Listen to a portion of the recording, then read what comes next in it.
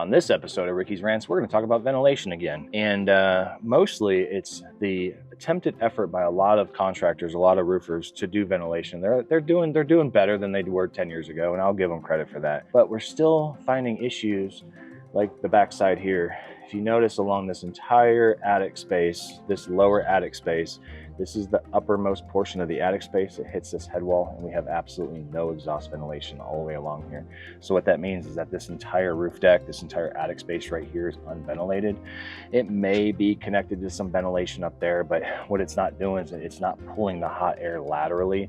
All that hot air is rising and it's hitting this head wall, which is probably a bonus room or a game room or something, and that heat just sits here and bakes the shingles. So, we do have accessories that are specifically designed for this. Obviously, we have the dryer jack, which is unrelated to ventilation. Now, these are probably a bathroom exhaust fan, which again is unrelated to the actual attic space ventilation.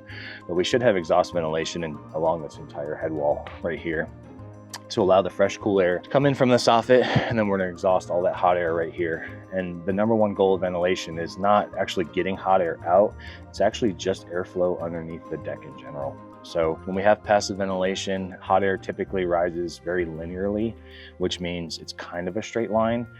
So if we do put a single box vent or another type of static vent over here in the middle, we're not going to get that lateral airflow. Now, we may be pulling a lot of the heat out, but again, it's that lateral airflow that we want. So we actually want exhaust across the entire area of this head wall over here. So that's just one example, but when the time comes, it's not an easy fix to fix it currently as a retrofit, but when the time comes to replace this roof, I'm hoping that the roofer that the homeowner decides to hire does know that, and we can get this fixed.